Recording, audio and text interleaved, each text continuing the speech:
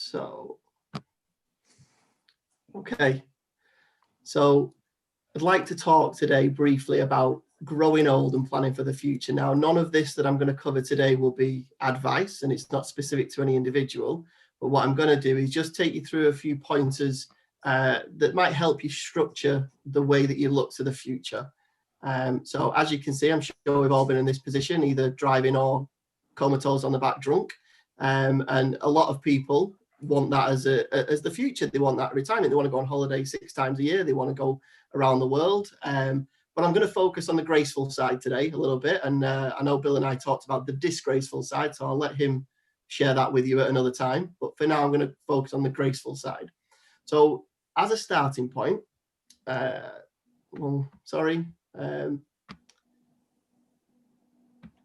so as a starting point, you've got to have the right balance. So what do I mean by that? Well, it's great saving for the future, okay? So, but there's no point sitting there and going, I'm going to put £1,500 a month away, £1,000, £2,000, if it means that you can't do anything with your life right now because you'll just be miserable.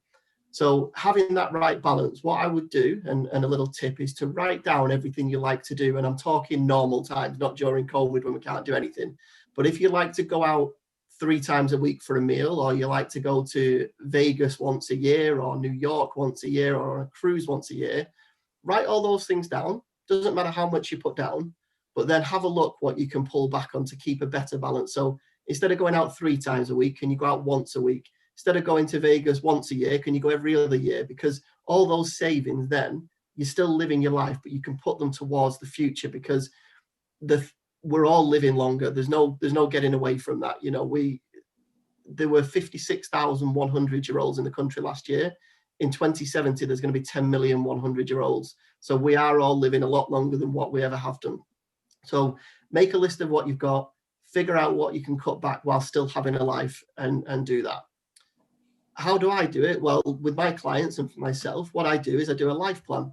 So this is a really, really simple way to break down, because if you sit there today and go, I can't think of this, that, and the other, break it down into categories. So look at your career, look at what property you've got, look at your family and your lifestyle, and then break it down over the years. So for me, being 40, my short term is kind of 5 years, because the business is in a growth phase. Family, kids are growing up and self-sufficient. I like my holidays, and I want, and I've got a mortgage and I've got a house. My medium term is the next 5 to 15 years. And in that, the business will be really operating very, very well. Hopefully the mortgage will be paid off if everything's in line. There'll be no more kids, thankfully, maybe grandkids, but definitely no more kids. And my lifestyle will change then, because I want to, I want more holidays, I want more freedom, I want that better work-life balance. And then my long term is 15 years plus, and that will take me through to retirement, which, my retirement age ideally will be between 60 and 65. But this changes for everybody, because if I'm talking to somebody in their 20s, short term is probably 15 years because they're still only in their 30s. But if I'm talking to somebody in their 60s, then short term might be 3 years rather than 5, and medium 10 years rather than 15. So adjust it according to what you need, and then you can fill in and you can scribble as much as you want, just to give you a visualization of what you do. Once you've done that, then think about how well diversified are all your finances. So how much cash have you got sat in the bank? Have you got too much cash? As daft as that might sound, you can have too much cash. So ideally, you need 3 to 6 months worth of expenditure sat in the bank, so that if anything happens, you can pay all your expenditure. Anything above that, try and get it working a bit harder and a bit smarter. We all know that there's no interest on bank accounts and cash ISAs at the moment, but there are ways and means to get it working smarter and harder. Do you own a property? Is your property part of your retirement and your pension? So are you thinking of downsizing into retirement? Now, a lot of people buy their dream houses when they're working, fall in love, and never want to move, but they have to move because they've kind of put it within their retirement plans. So are you downsizing out of choice, or are you downsizing out of necessity? And ideally, you want to downsize out of choice if you're going to do it. Then look at your pensions. What pensions have you got? How much have you been contributing? And then also any investments that you've got. So you're very well diversified, and that's the name of the game, because if all eggs are in one basket and that basket drops, then there's going to be a lot of mess everywhere. So what you want to do is try and balance some areas out with other areas, and you do that by diversification. And then what you look at, it's about keeping on top of things. So this is something what I speak to a lot of people, and they say, oh, you know, I had a pension 15 years ago and it's still okay. It's a one size fits all. Well, it isn't, because how has it performed? Has it gone up? Has it gone down? What kind of fund is it in? Is it in a balanced fund, a strategic fund, an adventurous fund, which is higher risk? And how is it split? What kind of assets has it got? Has it got some property? Has it got some shares? Has it got some cash, fixed interest? So that's back to the diversification, because being well diversified will set you up for the future. What charges are you paying on that? Do you get any advice? Because a lot of people don't get advice, and yes, you pay for advice, but actually taking it and having somebody look over it really, really does help. Make sure you have regular reviews. So if you've not had a review of your pensions in the last 12 months, and certainly the last 2 years, and you've got an advisor, you should be finding out why, because that is really, really important to make sure that it's adjusting to your lifestyle, because everybody, we're all different. You know, everybody from what our lives were like 15 years ago is totally different to what it's like today. And what that does, that links into your attitude to risk. So when you're younger, you can take more risk, because if the markets crash, like, you know, if there's a pandemic or a banking problem, you've got time to recover when you're younger.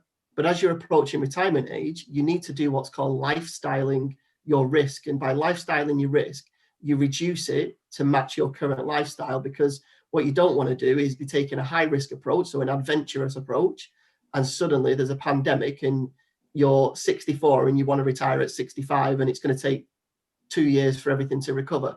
So your attitude to risk is really, really important. And that links in with your capacity for loss as well, because what have you got in place that if the markets were to halve overnight, what have you got in place to make sure you survive and make sure you keep a roof over your head? So those two things are really, really critical. And what if you have got advice, or you know, you should be really having focused conversations around those areas.